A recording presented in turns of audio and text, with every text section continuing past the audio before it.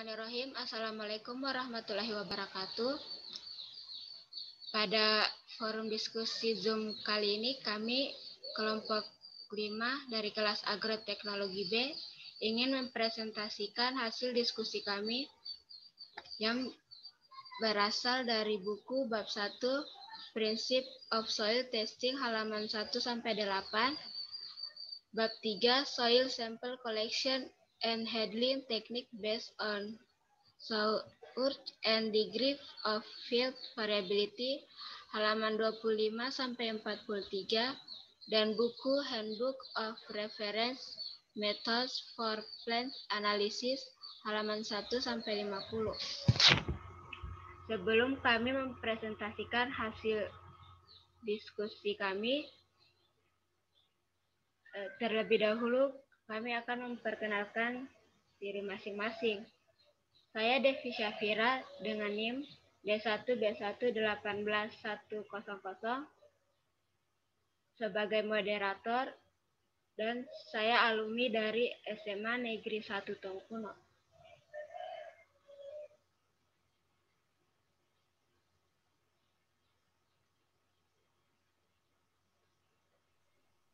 Assalamualaikum warahmatullahi wabarakatuh.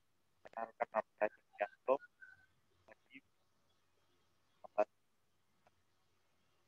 Kelas B asal dari Sumsel, Kalimantan Selatan. Assalamualaikum warahmatullahi wabarakatuh. Nama saya Asali dengan NIM D1B1181024 asal dari Kabupaten Wakatobi, alumni SMA Negeri 1 Wanyuwangi. Assalamualaikum warahmatullahi wabarakatuh. Perkenalkan nama saya Hardiansyah dengan NIM D1B1181121 dari kelas B. Asal saya Kabupaten Kolaka Timur, alumni dari SMA 1 Tirauta. Baiklah, saya akan mempersilahkan kepada Saudara Jadianto, pemateri pertama, untuk mempresentasikan hasil diskusi kami.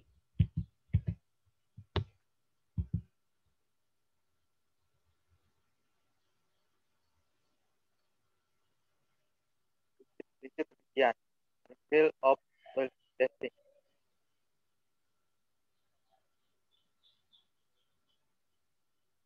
Ujian tanah adalah penting alat yang akurat dan menentukan kepercayaan dan status tanah. Keadaan dari ujian tanah adalah satu secara akurat yang tersedia dari tanah. Dua, jelas bukan kepada petani. Keseriusan dari setiap kekurangan yang mungkin ada dalam hal berbagai tanaman. Tiga, berdasar yang kebutuhan.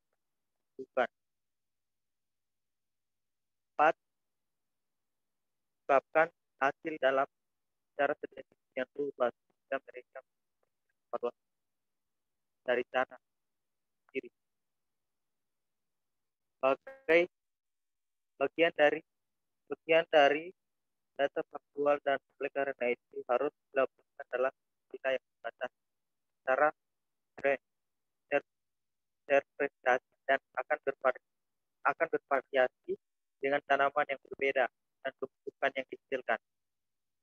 Satu sisi dari tanah yang dapat dievaluasi dalam beberapa metode adalah satu, kebutuhan di peta lapangan. Uji coba pengukuran di peta lapangan percobaan. 2. Plot rumah kaca. 3. Gejala tanaman. 4. Analisis tanaman. 5. Jaringan cepat atau cetak. Geologi suhu. Organisme tanah untuk mendeteksi kekurangan atau keracunan. 7. Analisis kimia yang cepat dari tanah.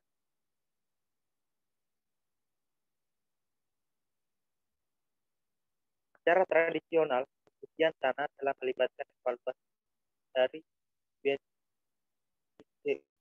efisiensi hara dalam tanah. Bagaimanapun dengan peningkatan penekanan pada kualitas lingkungan, kerugian tanah merupakan alat atau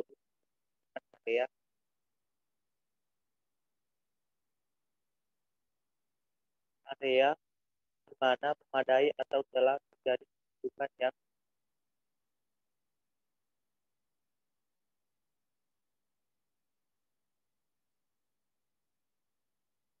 telah terjadi kerugian yang berlebihan. Hal ini bukan tempat duduk tidak boleh digunakan dan kemudian untuk skala besar dan kembali tanah. Latar belakang penelitian ini harus dilakukan secara lain. Tentunya yang terjadi di tanah dari daerah.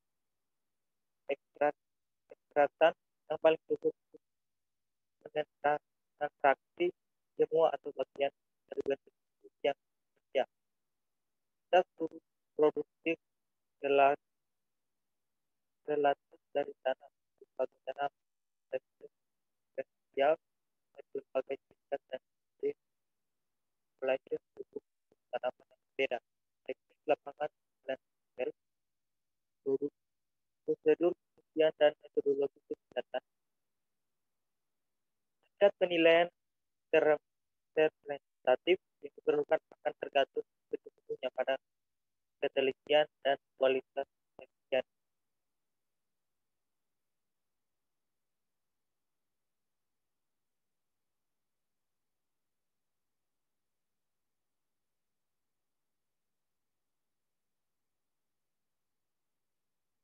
Satu, yang ujian tanah dimulai dengan sampel tanah dari lapangan. Hasil analisis secara mantap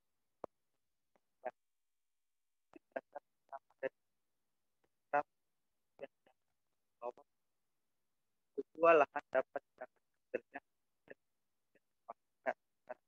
yang ditentukan secara akurat dan sebenarnya dari tersebut. Ini tidak berarti bahwa sampel harus atau akan kita melainkan bahwa hasil dijadikan parameter dalam contoh rumah gandum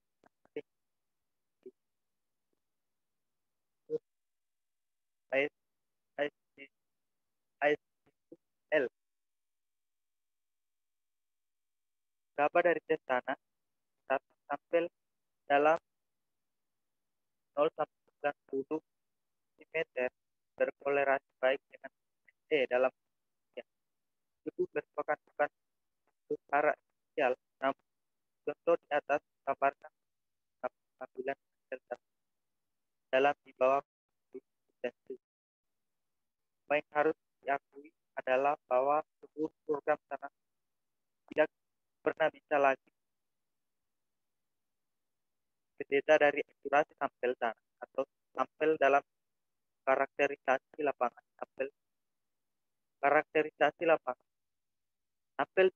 Sampel tunggal jarang dapat secara akurat diberikan satu dari lahan yang luas. Di variasi yang luas dalam bidang salah luas atau menilai apakah argumen tunggal dalam dapat diresepkan seluruh bidang atau apakah variasi yang besar dokumentasi yang berbeda diperlukan berbagai bagian lapangan dengan sistem yang memadai tanah yang tidak diobati akan memadai bidang berat buah. Banyak prosedur kita secara gaji ulang karena realitas bahwa penggunaan akan terus berlanjut, bahwa varietas dalam peraturan dalam bidang dan bahwa salah untuk menilai benar rata-rata akan menjadi lebih sulit.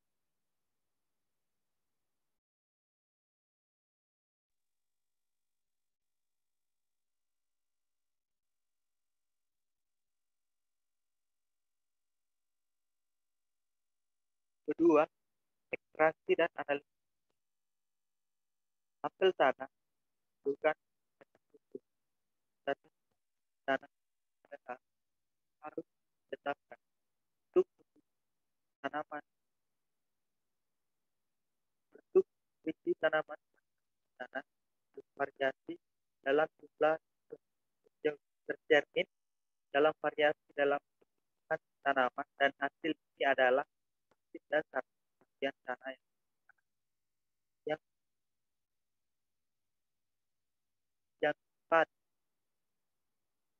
Tepat analisisnya prosedural dapat dirancang dapat akurat tersebut atau menjadi ukuran tingkat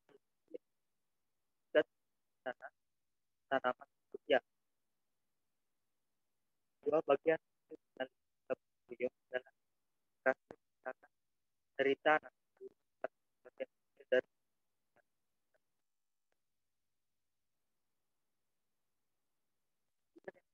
satu fungsi laboratorium di tingkat peluluhan tanah karena kekurangan keseimbangan antara kalian dan tanah karena nilai tanah. Ujian tanah sampel dan menggunakan peralatan yang sama, harus periksa mendamaikan beberapa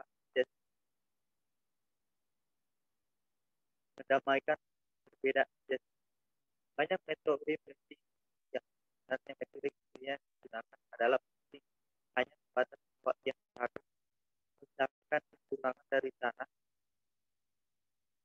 non defisit dan menyesuaikan dengan variabel tanah dan tanaman lain.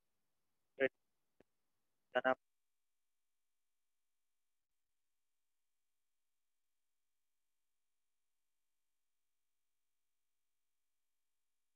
metode tersebut bukan pendekatan yang dapat diberikan secara sistematis dalam arah tersedia tanaman yang cukup saat respon tanaman yang akan turun tidak tesnya padai tanam padai berkorelasi dengan tanaman yang memiliki jumlah besar tanah dengan tidak adanya sampel tanah dari berdasarkan dengan yang macam menggunakan deteksi alkali dalam frekuensi NDN 1902 atau hanya dengan resiko bahwa begitu kaca. Alternatifnya, seorang dapat menggunakan tanah yang terbukti berguna di wilayah lain dengan tanah sebagai perkiraan tentang untuk menemukan berbagai jenis tanah yang beresiko secara dan kemudian yang berguna dalam berrelasi dengan tanaman. Penting metode di kalibrasi dengan respon lapangan.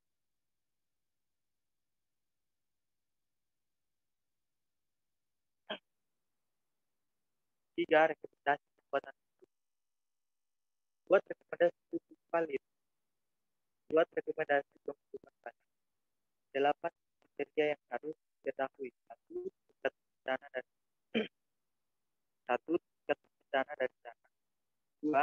Tanaman yang akan ditanam. 3.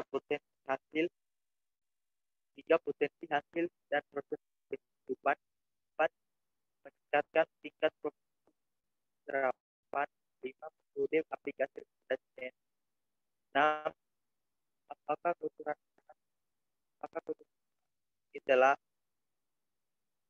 adalah apa menjadi ke lapangan dan itu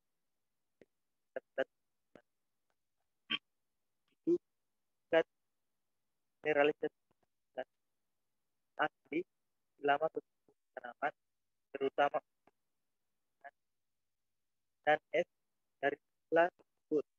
T tanah hanya bukan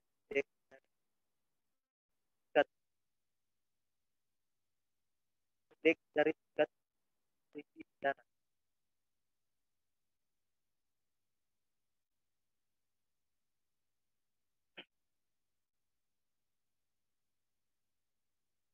Nilai-nilai uji tanah menyatakan apa tentang potensi hasil dari tanah. Praktek 28. Simulasi dengan suatu dengan nilai tes dapat dan kualitas dari pekerjaan, mana korelasi berdasarkan tujuan dari nilai tanah itu sekarang yang berbeda tanah pada mana pengembangan yang berupa berikutnya didasarkan interpretasikan nilai tes tanah korelasi yang dapat dari nilai tes dengan tanggapan apa kenal berbagai tanaman yang kebutuhannya atau harus dapat menekan dan menyebabkan keseriusan kekurangan di untuk tanaman itu dari nilai usaha nilai di tanah yang berbeda berdasarkan dari kedua dan broadcast dan cukup band dan band terapkan harus diketahui. Perkembangan ekonomi yang penting bukan tingkat buatan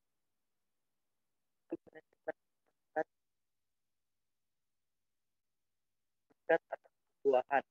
Hal ini terutama berlaku pada depan diharapkan terkait dengan biaya pupuk.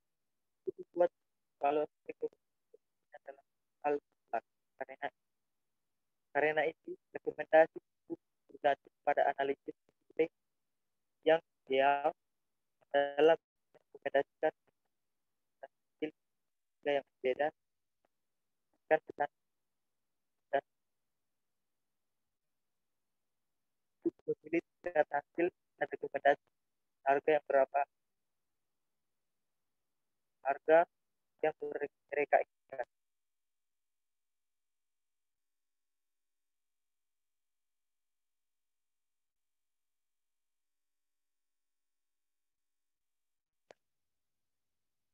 Lima, ringkasan umum.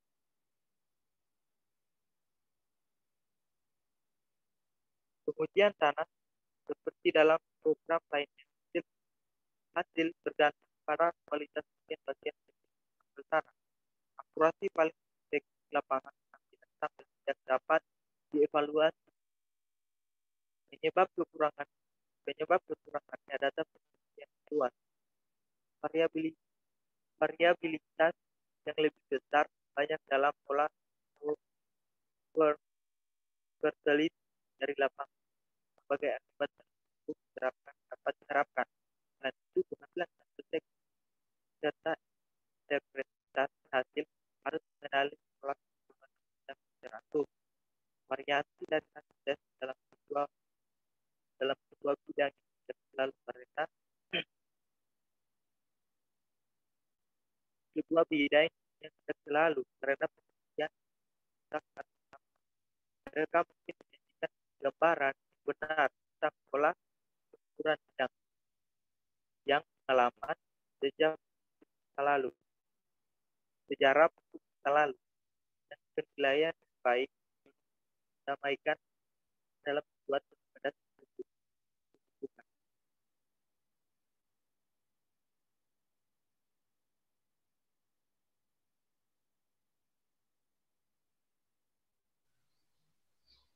Baiklah, saya akan melanjutkan penjelasan dari Saudara Jodianto pada bab 3 yang berjudul pengumpulan dan penanganan sampel tanah, teknik berdasarkan sumber dan gelar dari variabilitas bidang.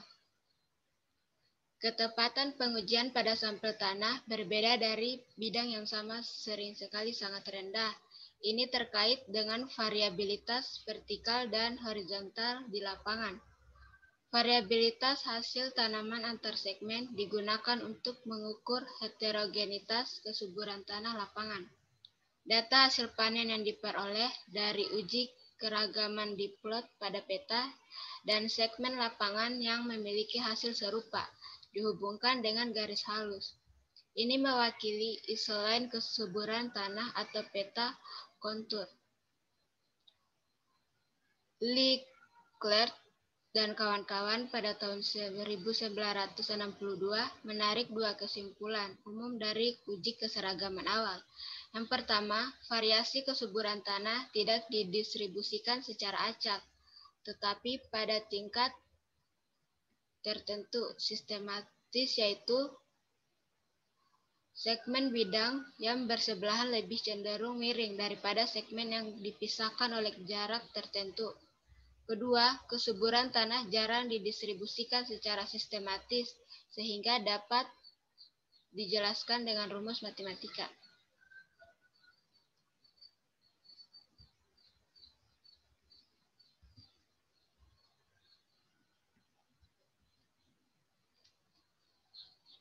Menurut Rickney dan Reed tahun 1945 serta Jacob dan Kluth 1956, komponen bekas antar sampel dalam suatu area dan di antara penentu pada sampel yang sama. Secara umum mereka menyimpulkan bahwa perbedaan antara penentuan pada sampel yang sama kecil jika dibandingkan dengan perbedaan antar sampel. Kesimpulan umum lainnya adalah bahwa sifat tanah yang berbeda, misalnya pH, pK, dan kebutuhan kapur, mempunyai variasi yang berbeda. Para pekerja ini juga menunjukkan cara menentukan skema pengambilan sampel terbaik atau paling ekonomis untuk bidang tertentu dengan menggunakan perkiraan diperoleh oleh pekerjaan sebelumnya di bidang yang sama. Menurut Beckett dan Webster tahun 1971 menimbulkan data tentang variabilitas lateral sifat tanah dengan penekanan khusus pada rangkaian tanah pemetaan tanah. Mereka menunjukkan seiring dengan luas area sampel tanah melaporkan sebagai tambahan sehingga setengah dari S2 di seluruh bidang mungkin dalam area meter persegi apapun dari bidang tersebut. Sebuah sampel sistematis yaitu non-random diperlukan untuk menentukan lokasi lapangan, distribusi nilai rendah dan tinggi untuk setiap parameter tanah. Pendekatan ini lebih jelas memakan waktu dan membutuhkan analisis lebih banyak sampel tanah daripada sampel sederhana atau komposit, atau beberapa variasi dari sampel bertingkat. Menurut James dan Down 1972,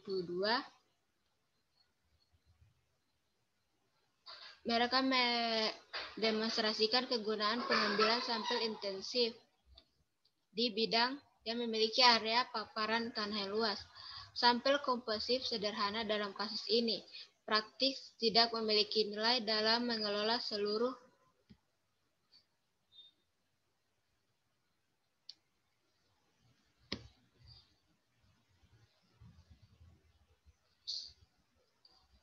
sampel untuk produksi tanaman yang tinggi seragam. Pertama, sumber dan derajat variabilitas lapangan. Variabilitas tanah dapat diklasifikasikan menjadi arah vertikal, horizontal, jarak pendek, menengah, atau jauh. Proses pembentukan tanah dapat menyebabkan perbedaan yang sangat kontraks pada proses tanah, terutama pada horizon A dan B. Perbedaan tersebut berkaitan dengan bahan organik, pH, tekstur, kapasitas tukar kation, dan ketersediaan hara tanaman. Contoh tanah mewakili lapisan permukaan atau bajak Tetapi jika lapisan tanah bawah terkena erosi, perataan tanah atau penghalusan, perbedaan tajam dalam sifat tanah dapat terjadi pada jarak horizontal yang sangat pendek. Ini mungkin benar-benar memperparah masalah dalam mendapatkan sampel lapangan yang representatif. Kesadaran bahwa ada potensi untuk variabilitas tersebut jelas merupakan prasyarat untuk merancang prosedur pengambilan sampel tanah yang tepat. Kedua, model sampling. Prosedur pengambilan tanah sampel harus disesuaikan dengan derajat keragaman pada semua skala mikro, meso, maupun makro. Dalam pengertian ini, itu jelas bahwa beberapa pengetahuan ke depan tentang kondisi lapangan diperlukan untuk menentukan apakah sesuai. Pengetahuan ke depan ini akan mencakup hal-hal seperti paparan lapisan tanah dan permukaan tanah atau erosi, jenis dan jumlah pupuk yang digunakan pada musim sebelumnya, dan apakah pupuk tersebut dapat diterapkan secara broadcast, side dress, band, dan tingkat pencampuran tanah yang mungkin terjadi setelah pemupukan dengan cara membajak, disking, pengolahan tanah untuk mengendalikan gulma dan pengendalian dayung. Teknik sampel didefinisikan secara luas dalam diskusi berikut dan tentang kondisi lapangan yang seragam dan tidak seragam. Prosedur pengambilan sampel yang sepenuhnya memenuhi kondisi ini melibatkan pengumpulan inti tanah yang dipilih secara acak dan tidak acak yang dicampurkan menjadi satu sampel. Bagian pertama, pengambilan sampel non-random. Jika variasi makro besar, prosedur pengambilan sampel tanah non-random direkomendasikan. Tujuan utama dalam pengambilan sampel non-random adalah untuk memahami tidak hanya dalam kondisi lapangan rata-rata, tetapi juga nilai ekstrim tinggi dan rendah, dan lebih penting lokasi spesifik dari lapangan ekstrim. Berdasarkan sifatnya, pengambilan sampel tanah tidak acak memerlukan banyak sampel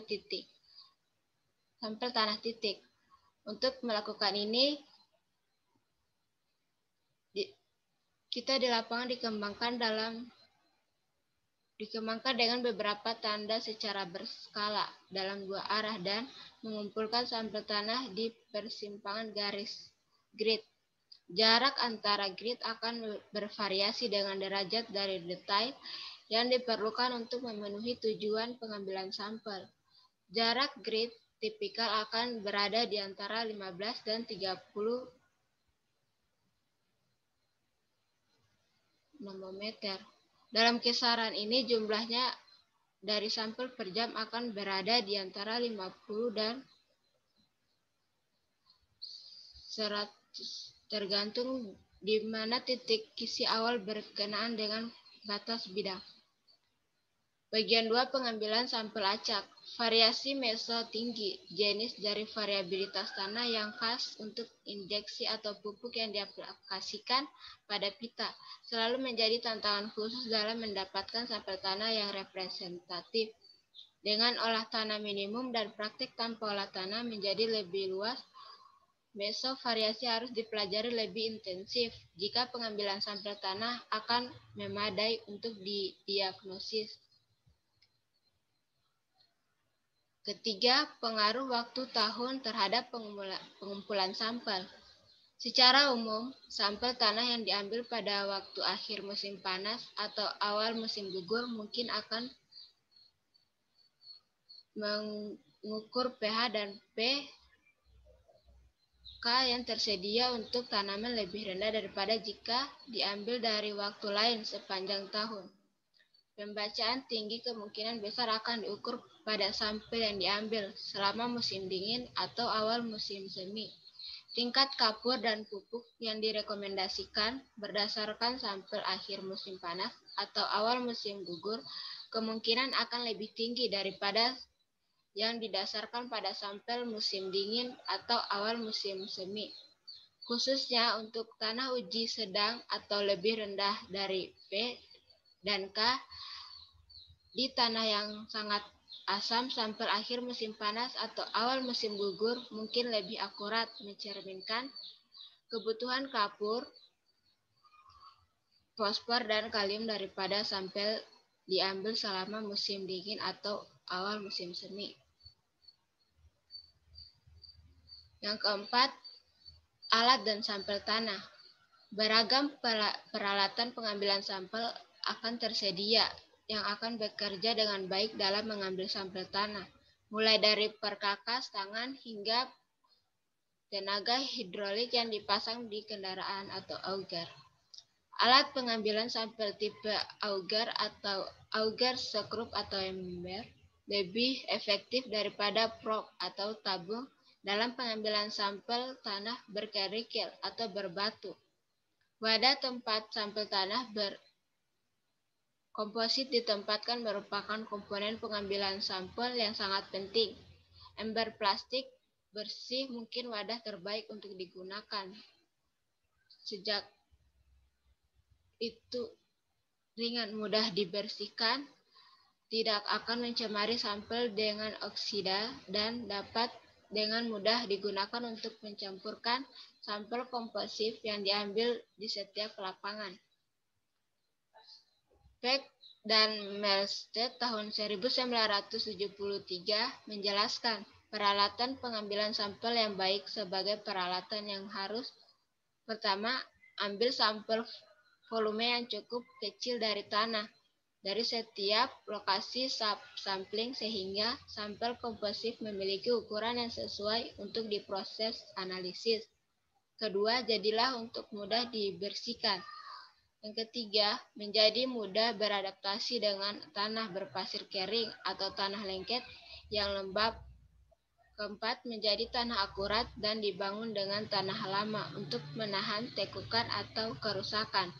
Yang kelima, relatif untuk digunakan dengan menyediakan pengambilan sampel lapangan yang cukup kaku sebagai mereka menunjukkan fitur terpenting dari alat pengambilan sampel, bahwa itu akan memberikan inti atau irisan seragam dengan volume yang sama di semua titik dalam area pengambilan sampel komposit. Yang kelima, menangani sampel. Bagian A, pencegahan kontaminasi. Kehati-hatian harus diberikan untuk mencegah kontaminasi sampel selama proses pengumpulan dan penanganan pengambilan sampel. Pencegahan terbaik untuk kontaminasi adalah penggunaan alat bersih, ember plastik bersih, kantong plastik bersih, dan menggunakan wadah yang disediakan oleh laboratorium penguji untuk mengemas sampel untuk dikirim ke laboratorium. Kedua, pencampuran. Subsampel atau inti dari tanah yang diambil dari ladang harus dicampur secara menyeluruh. Mungkin subsampel yang paling sulit untuk dicampur adalah yang diambil dari terlalu basah atau terlalu kering untuk dihancurkan dengan tangan. Sampel terlalu kering untuk pecah dengan tangan harus dihancurkan dengan cara tertentu sebelum subsampel dapat tercampur dengan baik.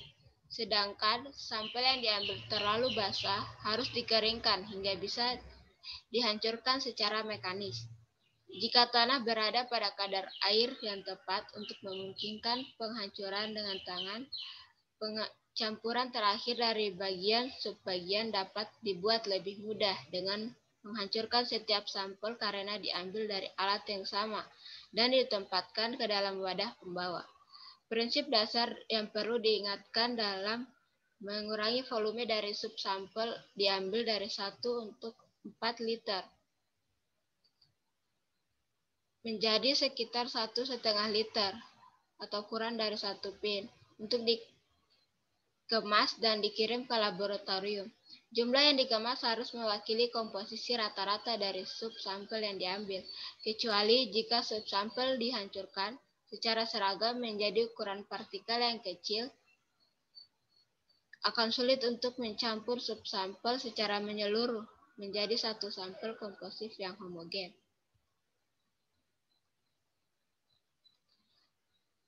Bagian C, pengeringan sampel. Jika sampel yang diambil dari lapangan terlalu basah untuk dihancurkan, untuk pencampuran, sampel tersebut harus dikeringkan secukupnya untuk dihancurkan menjadi ukuran partikel yang seragam dan rapuh untuk prakupas sampel komposit. Tidak perlu mengambil sampel untuk melengkapi kekeringan untuk tujuan ini. Sampel basah harus dikeringkan di suhu tidak lebih dari 35–50 derajat Celcius atau sekitar 100–120 derajat Fahrenheit. Suhu pengeringan yang lebih tinggi dapat mengubah kelarutan hara dari fraksi organik dan mineral dari tanah. Kehati-hatian harus diberikan untuk mencegah kontaminasi selama proses pengeringan. D. Memisahkan komposit untuk analisis laboratorium. Seperti disebutkan sebelumnya, sampel komposit yang diambil dari lapangan akan terlalu besar untuk dikirim ke lab pengujian tanah dan harus dipecah menjadi volume yang lebih kecil. Ini mensyaratkan bahwa sampel komposit dicampur secara seragam sebelum pemisahan. Salah satu teknik yang tidak bisa digunakan untuk pemisahan sampel adalah membagi komposit campuran menjadi dua. Membagi satu dari satu bagian menjadi dua, dan jika masih terlalu besar untuk wadah sampel, bagi sampel menjadi dua lagi untuk diamati. Bagian E, pengumpulan sampel tanah dan penanganan. Mencapai sebuah subsampel dari seluruh komposit untuk dikirim ke laboratorium. Beberapa variasi dari teknik pemisahan seperti itu dimungkinkan. Selanjutnya saya persilakan kepada Saudari Wasali untuk melanjutkan pemaparan materi. Baiklah, saya akan melanjutkan pemaparan materi dari Dewi Syabira. Handbook of Reference Methods for Plant Analysis. Prinsip analisis tumbuhan telah berkembang sejak awal tahun 1800-an. Ilmuwan awalnya von Liebeck tahun 1840, dan kemudian yang lainnya mulai menganalisis tanaman untuk mengetahui kandungannya, dan pendek beberapa waktu kemudian. Weinhold 1862 mendapatkan ide untuk menggunakan analisis tumbuhan sebagai salah satu indeks patokan unsur hara yang tersedia. Ini dan ilmuwan lain dibandingkan pertumbuhan tanaman atau hasil relatif dengan konsentrasi unsur terkandung dalam bahan kering seluruh tumbuhan atau struktur tumbuhan seperti daun, batang, tangkai, daun, buah, dan biji-bijian. Diambil sampelnya pada waktu yang berbeda selama perkembangannya.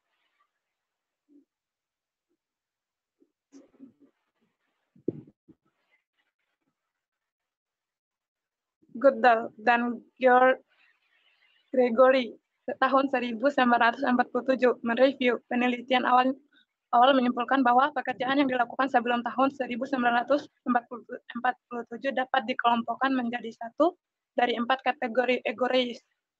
1. Investigasi gangguan nutrisi yang ditunjukkan dengan gejala yang pasti. Interpretasi hasil uji coba lapangan. 3. Pengembangan metode pengujian cepat atau untuk digunakan dalam pekerjaan penasehat. 4. Penggunaan analisis tanaman sebagai metode survei nutrisi. Kategori-kategori ini masih berlaku sampai sekarang dalam hal penelitian, serta pertumbuhan analisis pemanfaatan dalam pengambilan keputusan produksi tanaman. Beer pada tahun 1948 juga sebelumnya mengirimkan reseptif sejarah Barat tentang perkembangan mineral nutrisi tanaman yang berkaitan dengan prinsip-prinsip teknik pengambilan sampel tanaman.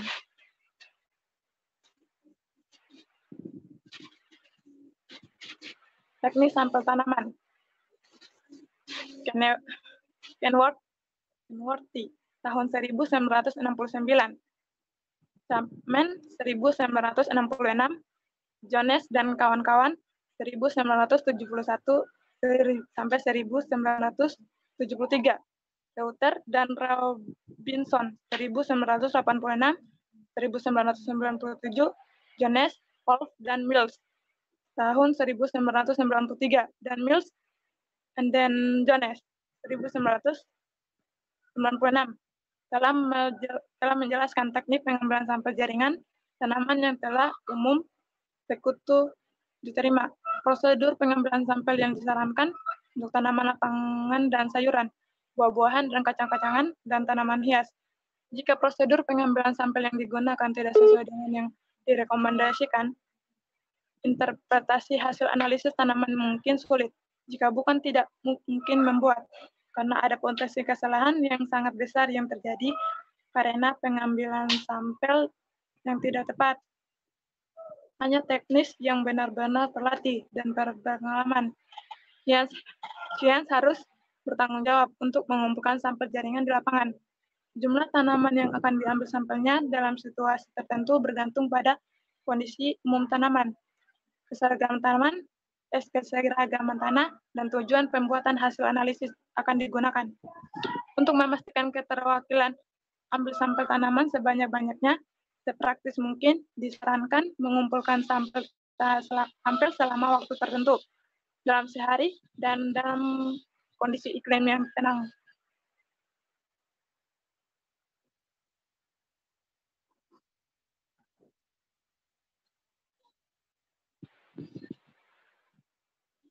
Aturan umum.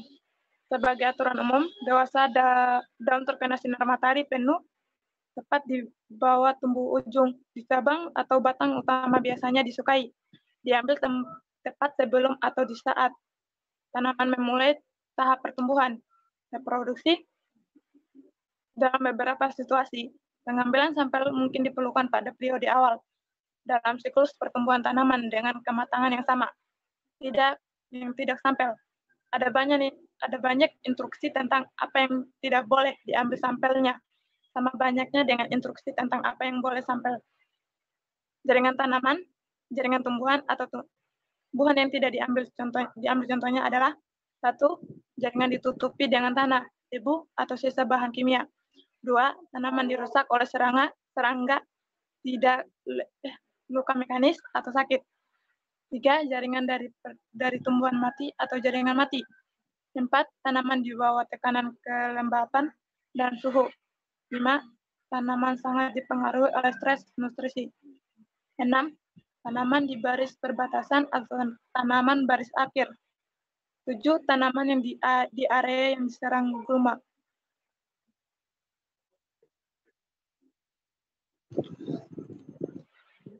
Penebangan tanaman atau pelacakan pemantauan.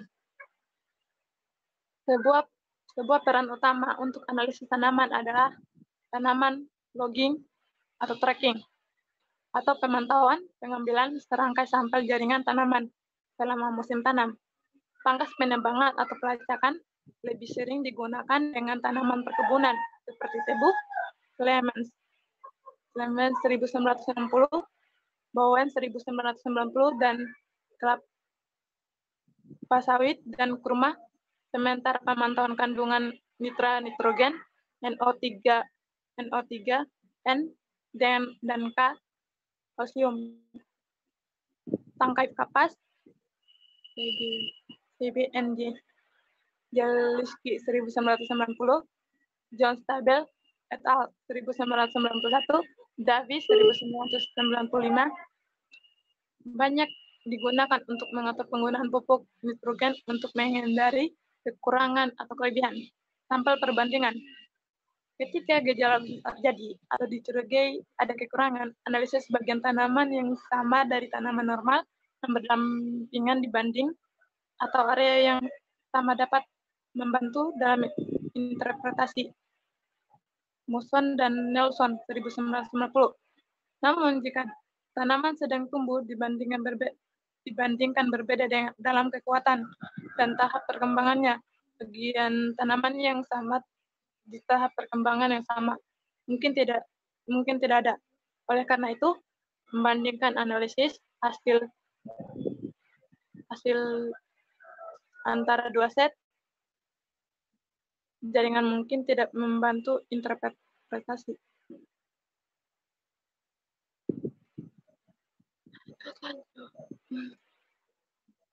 Prosedur penanganan.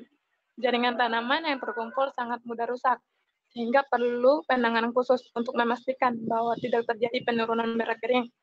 Berat kering karena dekomposisi akan mengurangi berat kering, yang selanjutnya secara signifikan akan mempengaruhi hasil tanaman. Lokman 1970. Oleh karena itu, tisu tanaman segera harus ditempatkan dalam kantong kertas yang terbuka dan bersih.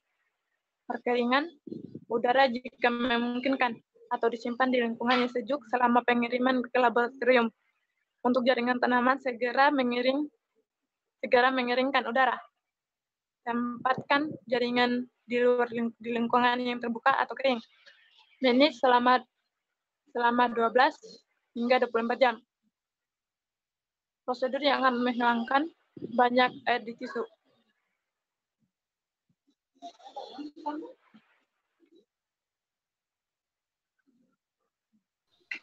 Baiklah, selanjutnya saya akan persilakan kepada Saudara Hardiansyah untuk melanjutkan pemaparan materi dari Wasali.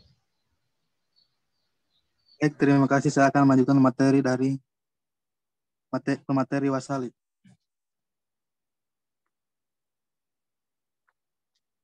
Prinsip-prinsip pengujian jaringan tanaman dan pupuk, koleksi, dan penanganan sampel. Keberhasilan atau kegagalan pengujian tanah bervariasi tergantung pada tanahnya. Prinsip dasar pertama dari program pengujian tanah adalah bahwa sebuah lahan dapat diambil sampelnya sedemikian rupa, sehingga analisis kimiawi dari sampel yang dikumpulkan akan secara akurat mencerminkan status nutrisi sebenarnya dari lahan tersebut. Ini tidak berarti bahwa semua sampel harus atau akan menghasilkan hasil tes yang sama, melainkan bahwa hasil pencerminan variasi yang benar dalam lapangan. Hal ini karena tidak cukup penelitian telah dilakukan di daerah pengambilan sampel tanah.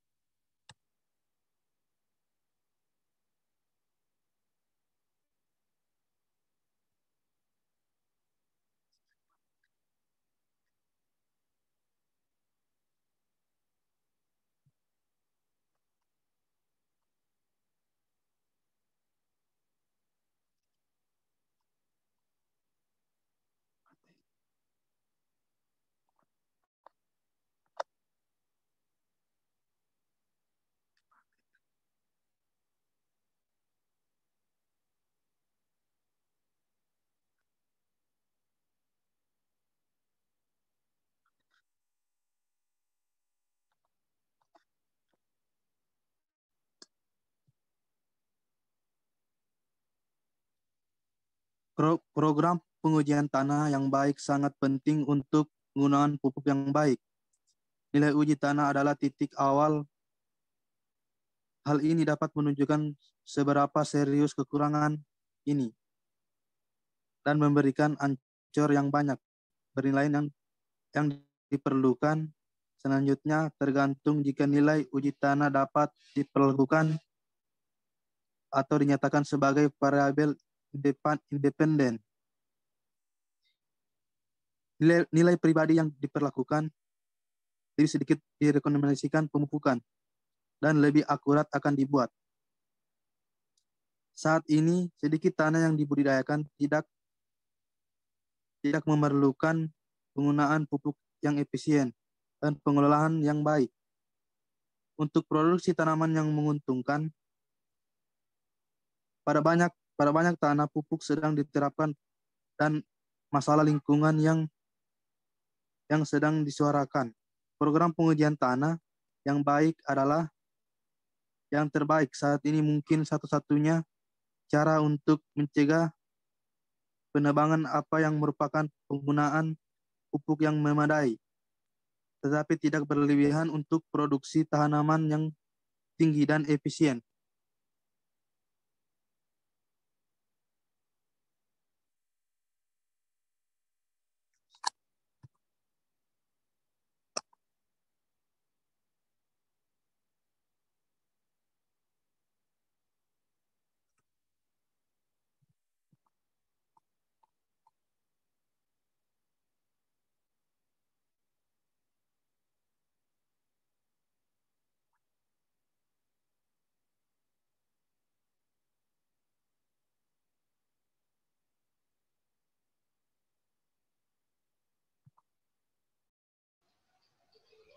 itulah hasil pemaparan materi dari kelompok kami. Lebih dan kurangnya mohon dimaafkan. Saya akhiri dengan ucapan wabillahi taufiq wal hidayah. Wassalamualaikum warahmatullahi wabarakatuh. Waalaikumsalam warahmatullahi wabarakatuh. Assalamualaikum warahmatullahi wabarakatuh.